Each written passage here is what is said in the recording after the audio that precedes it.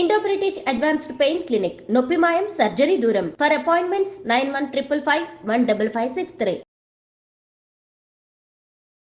Welcome to iDream media. So జనరల్గా BP అండి, high blood pressure. So ఇది చాలా మందిని వేధిస్తున్న సమస్య. సో అయితే యంగ్స్టర్స్లో కూడా ఈ ప్రాబ్లం అనేది మనం చూస్తూ ఉన్నాము. అసలు బీపీ లెవెల్స్ అంటే ఏంటి, ఎంత ఉంటే మనము నార్మల్ బీపీ అంటాము, ఎంత ఉంటే హై బీపీగా కన్సిడర్ చేయాలి, అసలు బీపీని ఇంట్లో మానిటర్ చేసేటప్పుడు ఎలాంటి జాగ్రత్తలు తీసుకోవాలి, సో పూర్తి వివరాలు తెలుసుకుందాం. మీరు మనతో పాటు ఉన్నారు ప్రముఖ general medicine specialist doctor Rajesh Ukkala గారు. డాక్టర్ గారు నమస్తే. నమస్తే డాక్టర్ గారు, ఏ పేషెంట్ వచ్చినా ముందు బీపీ చెక్ చేస్తారు కదా, అయితే బీపీ లెక్కలు మారాయి. సో ఒకప్పుడు 120/80 ఉంటే నార్మల్, ఇప్పుడు 140 ఉన్న నార్మలే అంటున్నారు. దీనిలో వాస్తవం ఎంత? అసలు ఏ ఏజ్ వాళ్ళకి ఎంత బీపీ ఉంటే అది నార్మల్గా మనం పరిగణిస్తాము? బీపీ ఎందుకు, అసలు హై బ్లడ్ ప్రెషర్ అనేది ఎందుకు వస్తూ ఉంది? సో మీరు డాక్టర్లు చెప్తూ ఉంటారు ఇంట్లో మానిటర్ చేసుకొని బీపీ లెవెల్స్ రాసుకునండి అని, అప్పుడు మేము చేసే తప్పులు ఏంటి? చాలా ఇంపార్టెంట్ టాపిక్. ఎప్పుడు కూడా డయాబెటీస్ గురించి ఎక్కువగా మాట్లాడుతూ ఉంటాం, బట్ దానికి ప్యారలల్గా రన్ అయ్యేది ఈ బ్లడ్ ప్రెషర్ అనేది. దీని మీద ఈ మధ్యకాలంలో నేను కూడా సోషల్ మీడియాలో చాలా మటుకు రీల్స్ గమనించాను. ఒక అపోహలు అనేవి క్రియేట్ అవుతున్నాయి వితౌట్ ఎనీ ఎవిడెన్స్. సో వాస్తవానికి అందరూ ప్రజానికి చెప్పేది ఏంటంటే బ్లడ్ ప్రెషర్ అనేది 120/80 నార్మల్. ఓకే, దాని అబవ్ ఉండేది కొన్ని క్రైటీరియాల ప్రకారం ప్రీ బ్లడ్ ప్రెషర్ అంటే ప్రీ హైపర్ టెన్షన్ అంటాము, తర్వాత స్టేజ్ 1, స్టేజ్ 2, ఇలా స్టేజెస్ డివైడ్ చేసుకుంటూ పోతాం. సో మీరు అన్నట్టు మీ ప్రశ్నలో ఈ 140/90 కూడా నార్మల్ అని అన్నారు కాబట్టి అది అప్పర్ లిమిట్ కింద కేటగరైజ్ చేసుకోవాలి. ఇక్కడ కన్సిడరేషన్ ఏంటంటే ఒక యంగ్ పర్సన్, మేబీ ఒక 20 years పర్సన్ తీసుకొస్తే 140/90 ఉన్నా కానీ ఎక్కువ కిందే కన్సిడర్ చేయాలి. But that is discriminatory. ఇప్పుడు సపోజు టెన్షన్లో ఉన్నారండి, కాస్త బీపీ పెరుగుద్ది. అదే పెద్ద వయసు వాళ్ళు వచ్చారు, వాళ్ళకి కూడా ఆ 140/90 అనేది నార్మల్గా పెరిగేదానికి నార్మల్గా ఉండేదానికి ఆస్కారం ఉంది, వయసు క్రమేణా వచ్చే మార్పు. So acceptable blood pressure normal అనేది కేటగరైజ్ చేస్తే 120/80. ఎవరికన్నా రిస్క్ స్ట్రాటిఫికేషన్ అంటే వీళ్ళకి బ్లడ్ ప్రెషర్ కారణంగా అవయాలు దెబ్బతింటున్నాయా అనేది కన్సిడర్ చేస్తే 130/85 ఆర్ 140/90 అనేది ఈ డిఫరెంట్ క్లాసిఫికేషన్స్ వాళ్ళు డివైడ్ చేసింది. అంటే ప్రపంచవ్యాప్తంగా అమెరికన్ హార్ట్ అసోసియేషన్, తర్వాత యూరోపియన్ హార్ట్ అసోసియేషన్, ఇలా వీళ్ళు డివైడ్ చేసి ఈ 130/85 నుంచి 140/90 మధ్యన ఉంటే ఇది అప్పర్ లిమిట్ ఆఫ్ నార్మల్ కింద కన్సిడర్ చేయమంటున్నారు, కన్సిడరింగ్ ఆర్గన్ డ్యామేజ్. సో ప్రథమంగా ఇక్కడ ప్రజానికి అర్థం కావడానికి ఆర్గన్ డ్యామేజ్ అన్నప్పుడు బ్రెయిన్, కన్ను, హార్ట్, కిడ్నీస్ ఇవి కామన్గా ఎఫెక్ట్ అవుతాయి బ్లడ్ ప్రెషర్ ద్వారా. సో ఇలాంటి డ్యామేజ్ కాకుండా ఉండడానికి ఆ 140/90 అనేది క్రైటీరియాగా పెట్టుకున్నారు. సో ఒక పర్సన్కి బ్లడ్ ప్రెషర్ ఉందా లేదా అంటే ఈ గైడెన్స్ ప్రకారము on 3 different occasions in a week, 3 different టైమ్స్లో ఒక వారంలో 140/90 అండ్ అబవ్ కానీ మెయింటైన్ అవుతూ వస్తే రికార్డింగ్స్లో అది బ్లడ్ ప్రెషర్ ఉన్నట్టే, దానికి ట్రీట్మెంట్ ఇవ్వాల్సిన పరిస్థితి. ఇప్పుడు ఆ 3 different occasions-లో ఒక్కసారే 140/90, మిగతా 2 సార్లు 120/80 వస్తే ఆ పర్సన్కి బ్లడ్ ప్రెషర్ మెడిసిన్ అవసరం లేదు, బట్ మానిటరింగ్ అవసరం ఉంటుంది. సో ఇది చాలా ఇంపార్టెంట్గా చాలా మందికి అర్థం కావాల్సిన పాయింట్ ఏంటంటే అబ్నార్మల్ బ్లడ్ ప్రెషర్ 2-3 సార్లు వచ్చిందంటే ప్లీజ్ యాక్సెప్ట్ చేయండి. దానికి తగ్గ ఎవరైతే డాక్టర్ గారు ఉంటారో వాళ్ళు ఇచ్చిన సూచనలు సలహాలు పాటించండి, అదేవిధంగా ఫాలోఅప్ కాండి. ఎందుకంటే అన్ఫార్చునేట్గా ఈ బ్లడ్ ప్రెషర్ డయాగ్నోసిస్ అనేది ఓన్లీ 50% ఆఫ్ ద ఎలిజిబుల్ పీపుల్లో జరుగుతుంది. అంటే 100 మందిలో బ్లడ్ ప్రెషర్ ఉంటే ఓన్లీ 50 మందికే అసలు బ్లడ్ ప్రెషర్ ఉన్నట్టు చెప్తున్నారు. తర్వాత ఈ 50 మందిలో కూడా మళ్ళీ 50% ఆఫ్ పీపులే మందులు వాడుతున్నారు. ఈ 25 మంది ఏదైతే మిగిలారో వాళ్ళలో కూడా ఓన్లీ 50%ఏ టార్గెట్ లెవెల్కి రీచ్ అవుతున్నారు. ఎంత లెవెల్కి ఉండ అంటే మీరు అన్నారు చూడండి 140/90 ఆ లెవెల్కి రీచ్ అవ్వడం జరుగుతుంది. సో ఎసెన్షియల్గా చూస్తే మీకు అరౌండ్ 15% ఆఫ్ పాపులేషన్లోనే బ్లడ్ ప్రెషర్ అనేది కంట్రోల్ ఉంటుందని స్టాటిస్టికల్ డేటా. అయితే డాక్టర్ గారు మీరు అన్నట్లు వీక్లీ 3 times చెక్ చేసుకోవాలా బ్లడ్ ప్రెషర్? ఒక వారంలో 3 సార్లు డిఫరెంట్ టైమ్స్లో చెక్ చేయాలి. డిఫరెంట్ టైమ్స్లో అంటే ఎట్లాగా? అంటే మార్నింగ్ ఒకసారి, మధ్యాహ్నం ఒక రోజు, ర్యాండమ్, అదేం ప్రోగ్రామ్ చేయొద్దు, ర్యాండమ్గా చేసి చెక్ చేయాలి. ఓకే. ఇప్పుడు ఇంట్లో ఇప్పుడు మీ దగ్గరికి నేను రావాలి డాక్టర్ గారు, మీరు జనరల్ ఫిజిషియన్ కాబట్టి ఖచ్చితంగా బీపీలు షుగర్లు చెక్ చేయించుకోవాలంటే మీ దగ్గర రావాల్సిందే. నాకు ఏదో డౌట్ వచ్చింది, నేను మీ దగ్గర రావాలనుకున్నప్పుడు నేను ఇంట్లో బీపీ మానిటర్ చేసుకొని రావాల్సి ఉంటుందా, లేదా మీ దగ్గరకు వచ్చినప్పుడు మీరు చెక్ చేసి దాన్ని బట్టి మెడిసిన్స్ రాస్తారా? సో యాక్చువల్లీ ఇది చాలా ఇంపార్టెంట్ క్వశ్చన్ మీరు అడిగింది. ఇప్పుడున్న బ్లడ్ ప్రెషర్ గైడెన్స్ అంటే మాకు ఎవ్రీ ఇయర్ ఒకటి కొత్తదనం నేర్చుకుంటూనే ఉంటాం ప్రతి సబ్జెక్ట్లో. సో ఇప్పుడున్న బ్లడ్ ప్రెషర్ గైడెన్స్లో 24 hour ambulatory blood pressure monitoring అనేది important in diagnosis of blood pressure. అంటే 24 గంటలు బ్లడ్ ప్రెషర్ని మానిటర్ చేయమంటూ వచ్చిన రికార్డింగ్స్ ప్రకారం ట్రీట్మెంట్ ఇవ్వమని గైడెన్స్ వచ్చింది. సో దీనికి పరికరాలు ఉన్నాయి, తరచుగా మేము చేస్తుంటాం వీటిని. సో ఈ 24 గంటల మానిటరింగ్ అనేది ఒక చిన్నపాటి మెషిన్, టేప్ రికార్డర్ లాంటి సైజ్ది, ఈ బ్లడ్ ప్రెషర్ కాఫ్ అందరికీ తెలిసే ఉంటుంది, అది పెట్టడం. సో ఇది 24 గంటలు ప్రతి గంటకు ఒకసారి బ్లడ్ ప్రెషర్ మానిటర్ చేస్తూ ఈ వచ్చిన మొత్తం స్టాటిస్టికల్ డేటా తీసుకొని నేను చెప్పిన క్రైటీరియా ఎన్నిసార్లు ఎక్కువగా వస్తుంది అనేది కన్సిడర్ చేస్తూ మిగతా అవయవాలు కూడా చెక్ చేసుకుంటూ బ్లడ్ ప్రెషర్ వల్ల లోపాలు వస్తున్నాయా అనేది కన్సిడర్ చేస్తూ వాళ్ళకి ట్రీట్మెంట్ అనేది ఇవ్వడం జరుగుతుంది. ఇది గైడెన్స్. సో ఇన్ ప్రాక్టికాలిటీ ఏం చేయొచ్చు మీరు అన్న క్వశ్చన్, ఇంటి దగ్గర. సో ఇంటి దగ్గర కూడా ఒక రిలయబుల్ బ్లడ్ ప్రెషర్ మెషిన్ కొనాలి. నెంబర్ 1 నేను క్లారిఫై చేయాల్సింది ఏంటంటే, చాలామంది ఈ రిస్ట్కి వేసుకునే బ్లడ్ ప్రెషర్ మెషిన్స్ వాడతారు, అది అంత రిలయబుల్ కాదండి. అంటే రిలయబుల్ కాదంటే అక్యురసీలో చాలా తక్కువ ఉంటుంది. తర్వాత ఆర్మ్కి వేసుకునేది స్టాండర్డ్, దీంట్లో కూడా పలు రకాలు ఉన్నాయి. ఆ రకాల్లో కూడా కొన్ని స్టాండర్డైజేషన్స్ వాడి తీసుకుంటేనే మంచిది. దాని గురించి నేను బ్రాండ్ నేమ్స్ ఏం డిస్క్రిమినేట్ చేయట్లేదు, కానీ ఆబ్వియస్గా మీరు ఎక్కడికి వెళ్ళి కొంటారో అక్కడ వాళ్ళని అడిగితే చెప్తారు ఏది మంచి క్వాలిటీ ఏది మంచి క్వాలిటీ కాంది అని. తర్వాత ఇది వాడే విధానంలో ఆ బ్యాటరీస్ దగ్గర కకృతి చూపించకూడదండి.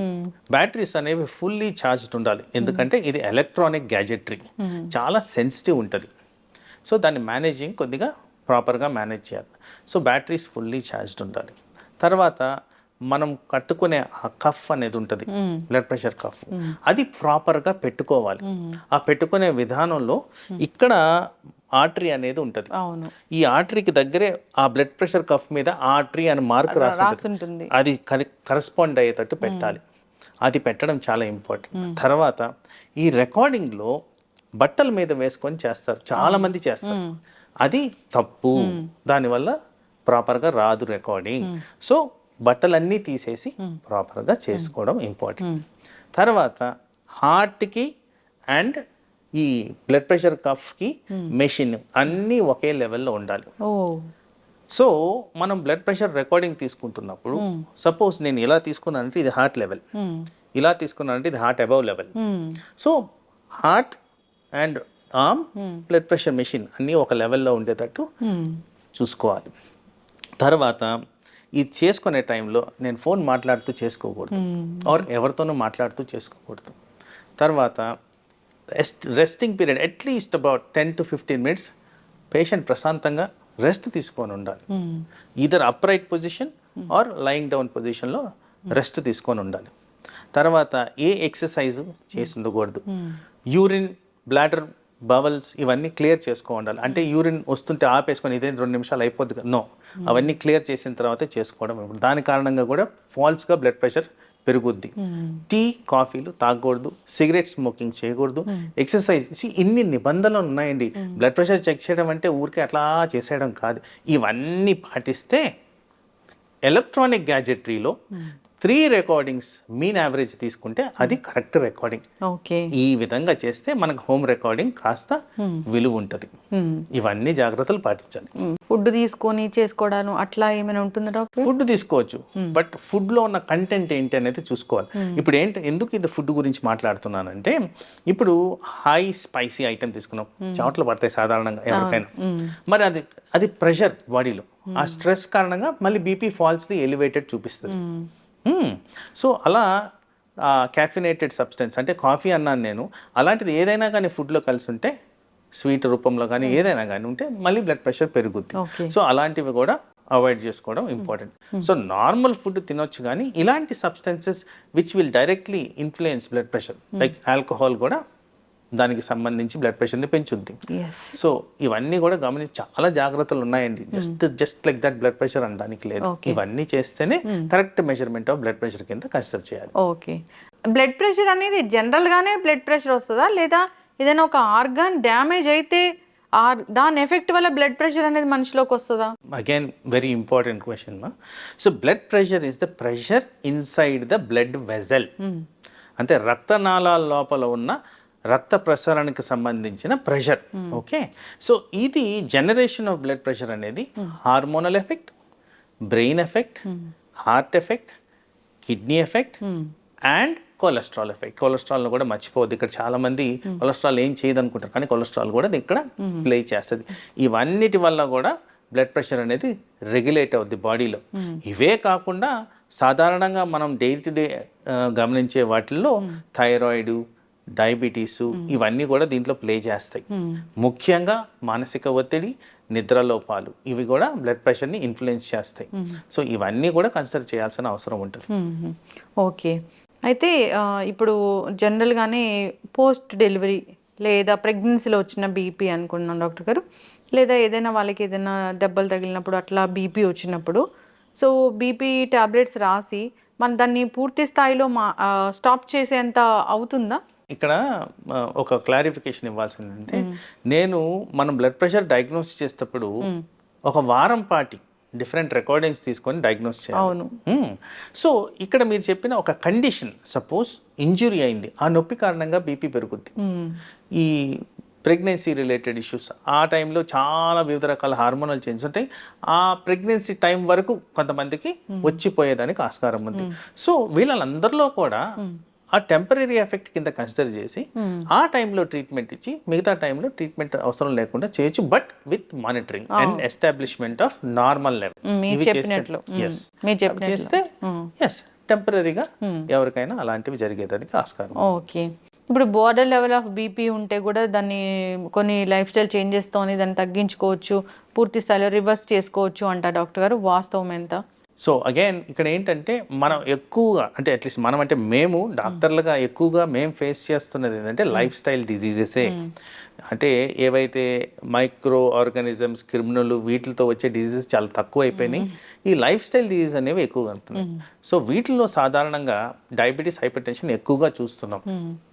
ఎవరికైనా ఇది చాలా మటుకు క్లారిఫికేషన్ రావాల్సిన అంశం. ఎందుకంటే ఎవరికైనా లో లెవెల్స్ ఆఫ్ షుగర్ కానివ్వండి, లో లెవెల్స్ ఆఫ్ బ్లడ్ ప్రెషర్ కానివ్వండి, లో లెవెల్స్ ఆఫ్ కొలెస్ట్రాల్ కానివ్వండి, ఇవి ఉన్నప్పుడు ఏ డాక్టర్ కూడా కంటిన్యూ చేయండి అని చెప్పరండి. ఎందుకంటే ఇది అపోహ ఉంది.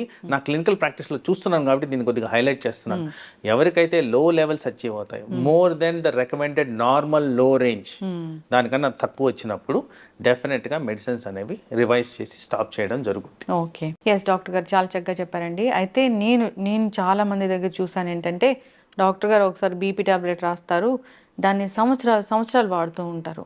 డాక్టర్ దగ్గరికి ఒకసారి వెళ్ళి చెక్ చేయించుకున్నామా అని కూడా ఉండదు. సో అట్లాంటి వాళ్ళకి ఏం చెప్తారు డాక్టర్ గారు? ఎన్నాళ్ళకి వస్తారు అసలు ఒక బీపీ మందులు వాడే వాళ్ళు ఎన్నాళ్ళకి వస్తారు డాక్టర్ని సంప్రదించడం మేలు అంటారు? నా ప్రాక్టీస్లో ఒక రెలవెంట్ పాయింట్ ఇక్కడ రేజ్ చేస్తాను. జనరల్గా ఏంటంటే మనందరికీ ఉన్న వెహికల్స్ సంవత్సరానికి తీసుకెళ్ళి సర్వీస్ చేస్తాం. మరి బాడీకి సర్వీస్ ఎవరు చేస్తారు? దీన్ని కూడా చెక్ చేసుకోవాలి కదా. సో ఇక్కడ at least once in a year ఒక కాంప్రహెన్సివ్ చెక్ అనేది అవసరం. Anybody above the age of 30 comprehensive body checkup, ప్రతి అవయాన్ని చెక్ చేసుకోవడం ఇంపార్టెంట్. తర్వాత పర్టికులర్గా మీరు అన్నట్టు బ్లడ్ ప్రెషర్ కంట్రోల్ గురించి మాట్లాడినప్పుడు, సో బ్లడ్ ప్రెషర్ అనేది it's a very variable component. ఈ క్షణం ఉండేది పక్క క్షణంకి ఉండేదానికి కూడా లేదు, మారిపోతూ ఉంటుంది. మన మూడు, మనం చేసే యాక్టివిటీ, రెస్టింగ్ పీరియడ్, స్లీప్, వీటి చాలా కనెక్షన్స్ ఉన్నాయి. సో యావరేజ్ చెప్పున it is not a difficult thing. కాబట్టి 1-2 వారంలో రికార్డింగ్స్ ఇంట్లో తీసుకోవడం ఇంపార్టెంట్, నార్మల్గా ఉన్నాయా. తర్వాత పర్టికులర్గా కొంతమందికి కండిషనల్గా బ్లడ్ ప్రెషర్ అనేది మారుతూ ఉంటుంది. అంటే వాళ్ళకి స్ట్రెస్కి గురైనప్పుడు, అంటే ఎక్కడికైనా కొత్త పర్సన్ కలిశారు, డాక్టర్ దగ్గరికి వెళ్ళారు, ఏదైనా ఎన్వైరన్మెంట్లో స్ట్రెస్ ఉంది, వాళ్ళకి పెరిగేదానికి ఆస్కారం ఉంది. ఇది తరచూ పెరుగుతుందంటే తప్పనిసరిగా ఒకసారి డాక్టర్ని విజిట్ చేసి అప్పుడు వాళ్ళ ద్వారా కూడా చెక్ చేసుకోవడం ఇంపార్టెంట్. ఇదే కాకుండా ఇలాంటి ఫ్లక్చువేషన్స్ ఎక్కువగా వస్తున్నాయంటే ఈ 24 hour ambulatory blood pressure monitoring అనేది చేసుకోవడం కూడా ఇంపార్టెంట్.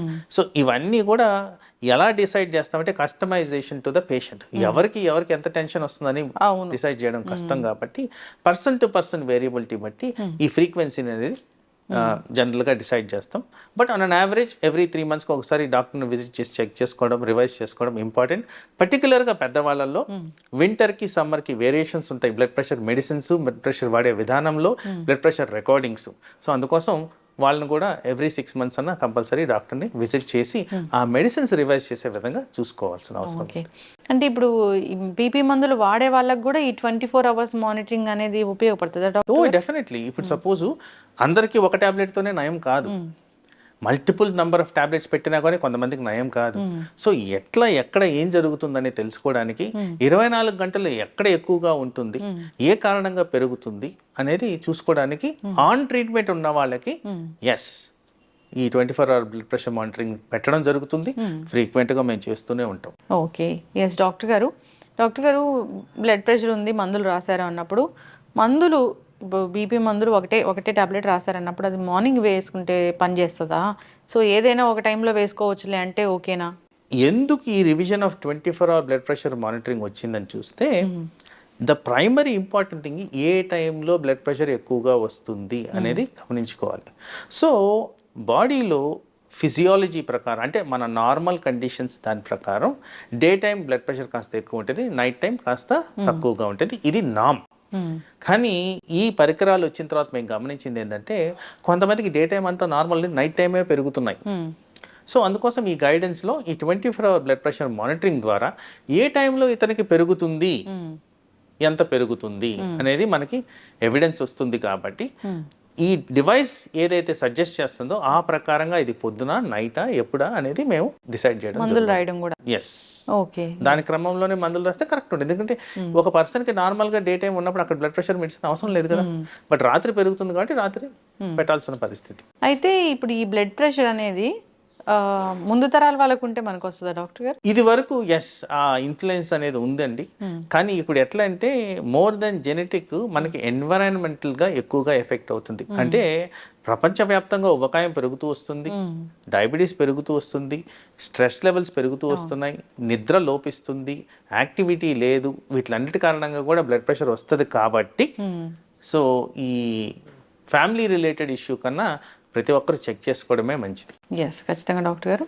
సో బ్లడ్ ప్రెషర్ ఎక్కువైతే తెలిసిందే మన అందరికీ, మీరు చెప్పినట్లుగా బ్రెయిన్ మీద ఎఫెక్ట్ చూపిస్తుంది, హార్ట్ మీద ఎఫెక్ట్, కిడ్నీ, ఇంకా ఇలాంటి ప్రాబ్లమ్స్ అనేవి వస్తుంటాయి. అయితే డాక్టర్ గారు ఇప్పుడు బీపీ లెవెల్స్ మీరు చెప్పారు 120/80. ఒకవేళ 120 ఉండి సిస్టాలిక్ అనేది, ఒకవేళ డయాస్టాలిక్ అనేది 90 ఉంటే? సో ఇక్కడ ఒక క్లారిఫికేషన్ కావాల్సింది ఏంటంటే ఇక్కడ ఈ 2 components of blood pressure systolic, diastolic అంటే కామన్ మ్యాన్కి అర్థం కావాలని చెప్తున్నానండి. హార్ట్ కాంట్రాక్షన్ అంటే దగ్గరకు వచ్చినప్పుడు, ఒత్తుకున్నప్పుడు అది వచ్చేది సిస్టాలిక్. హార్ట్ రిలాక్సేషన్లో అది వచ్చేది డయాస్టాలిక్. సో ఈ 2 కాంపనెంట్స్కి కరెక్షన్గా వచ్చేది systolic, diastolic, contraction, relaxation. So మీరు అడిగిన ప్రశ్న 90 అనేది అబ్నార్మల్ అండి, డయాస్టాలిక్ బ్లడ్ ప్రెషర్. సో అది 80 ఉండడం, లేదంటే అట్ ద మ్యాక్సిమం 85 ఉండడం అనేది యాక్సెప్టబుల్ ఏరియా. సో దీనికి కూడా గ్రేడింగ్ అనేది నేను ఎట్లయితే స్టేజింగ్ చెప్పారో ఓన్లీ సిస్టాలిక్ కాదండి, డయాస్టాలిక్ కూడా అదే విధంగా గ్రేడింగ్ ఉంది. స్టేజ్ 1, స్టేజ్ 2 అండ్ ఎమర్జెన్సీ కింద కేటగరైజ్ చేస్తాం. ఆ విధంగానే దానికి ట్రీట్మెంట్ ఇవ్వడం జరుగుద్ది ఉన్న ఎగ్జిస్టింగ్ కండిషన్ బట్టి. But what ever it is the cut off will be 140/90. ఖచ్చితంగా డాక్టర్ గారు. ఏదేమైనా కానీ జనరల్గా జాగ్రత్తలు తీసుకోవాలని కోరుకుందాం. వన్ ఫైనల్ క్వశ్చన్ అండి. జనరల్గా బీపీ ఉందన్నప్పుడు డాక్టర్లు చెప్తూ ఉంటారు ఉప్పు తగ్గించండి అని. చాలామంది ఉప్పు మానేస్తూ ఉంటారు కూడా. సో అసలు బ్లడ్ ప్రెషర్ ఉన్న వాళ్ళు ఉప్పు అసలే తీసుకోకూడదా? ఒకవేళ ఉప్పు పూర్తిగా మానేస్తే శరీరంలో ఎలాంటి డెఫిషియన్సీ వస్తుంది? సో పూర్తి వివరాలు దీనికోసం. వండర్ఫుల్ క్వశ్చన్ అండి ఇది.